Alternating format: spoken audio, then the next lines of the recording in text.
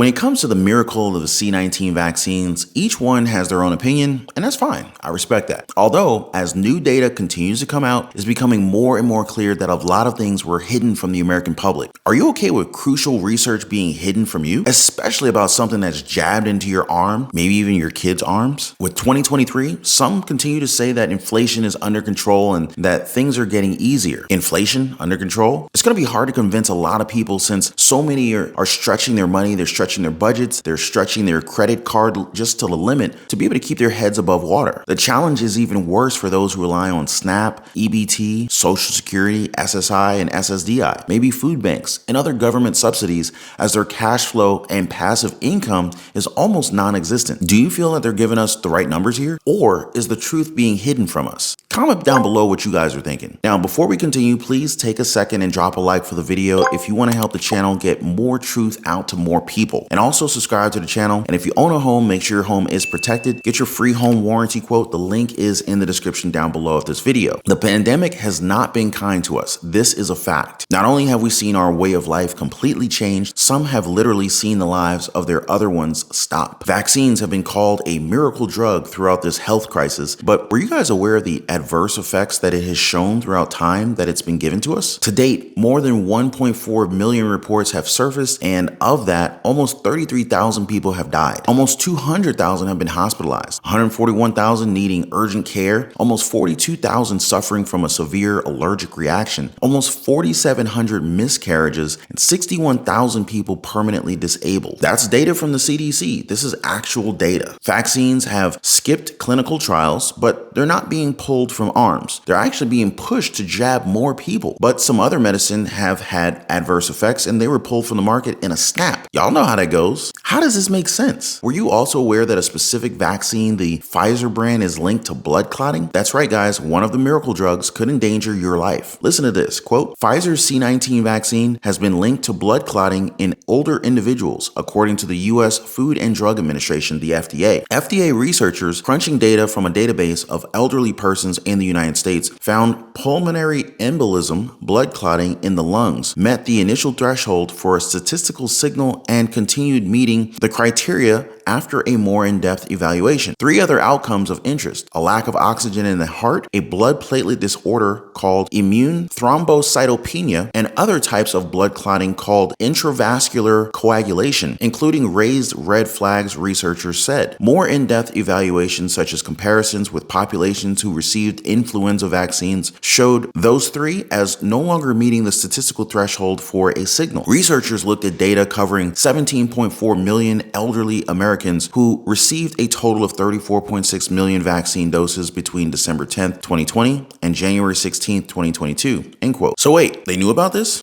Yes, they did. And they did not even bother to tell us until months after. When did FDA researchers see safety signals for count them, two serious conditions among elderly persons after getting the Pfizer C-19 shot? They had this information by February 27, 2021. When were they alerted about it? Or better yet, when were we told about the possibility of pulmonary embolism and myocardial infarction, which showed a lack of oxygen to the heart? 4 months. A pulmonary embolism is a blood clot in the veins of the lung. It is one of the most dangerous types of venous thromboembolism, which is the general term for when blood clots form in veins. Pulmonary embolism occurs when a small blood clot, or embolus, breaks off from a larger clot, or thrombus, and travels to the lung, where it can cause a potentially life-threatening blockage. Symptoms include chest pain, shortness of breath, heart palpitations, coughing up blood, fainting, and, in severe cases, signs of shock and low blood pressure. These symptoms are caused by damage to the lungs, which also affects the heart, the right ventricle in particular. The right side of the heart pumps blood to the lungs and is thinner and weaker than the left. When a pulmonary embolism blocks the blood vessels of the lung, there's a sudden increase in pressure in the pulmonary artery. This increases the afterload of the right ventricle, which is the pressure the heart must work against to pump blood. As a result, in some patients, the right ventricle has to work harder to keep pumping blood. But after a certain threshold, it fails. This disrupts blood flow to vital organs, leading to death.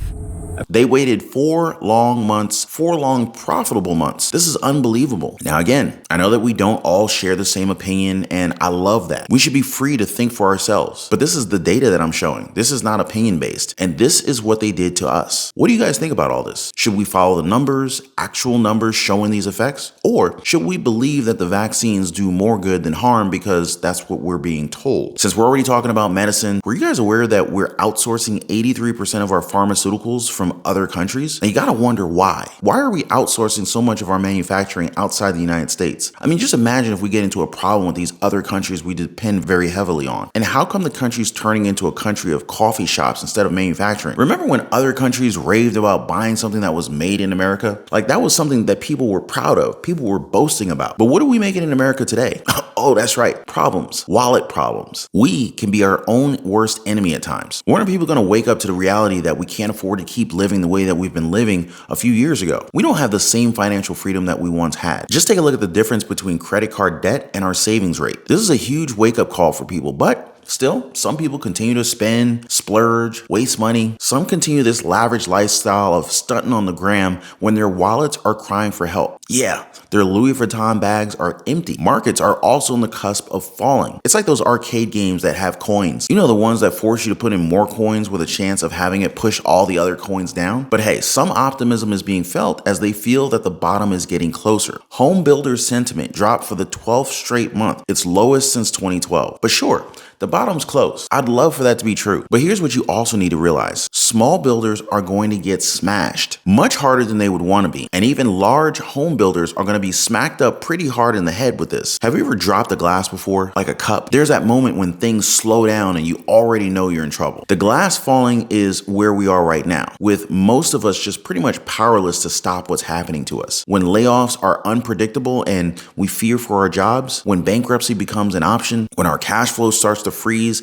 and we're not sure how we're keeping a roof over our heads, that's when things go from bad to worse. But when that glass shatters, it's going to be like landmines on the floor and we don't even know when it's going to hit you. It's why billionaires are now moving away from real estate. Check out what Steve Wynn, a casino billionaire, is doing right now. He just unloaded $300 million in personal real estate. Now you have to wonder what he knows, or maybe he's one of the billionaires who's already aware of what's going to happen next. He and a lot of us know the exact same thing. The difference is he has hundreds of millions, if not billions of dollars to play with. But don't worry guys, everything's gonna be fine. Why? Because they told us so. Look at this one. Even though US vegetable prices soared by 38%, inflation, as they say, is under control. Under control, is it? Let me ask you this. You guys go to Home Depot or Costco, maybe Target. Do you think that inflation's under control? Or are they just simply feeding us this narrative that things are getting better when actually they're not? But no, households will continue to borrow on their credit cards like they have money to spare and then expect a bailout in the form of debt forgiveness. It's not happening, guys. And if it does, it's just gonna be passing on the debt to somebody else. It could go to your kids, who knows? It's also scary to think about what happens when things get out of control, right? If this is what them being in control of inflation looks like, imagine if they lost control. How bad would things really get? And no, we're not billionaires, but we are hard workers. The only thing bailing us out of financial troubles is in the mirror. It's us. Now, if you're like many hardworking Americans who want to keep their financial freedom,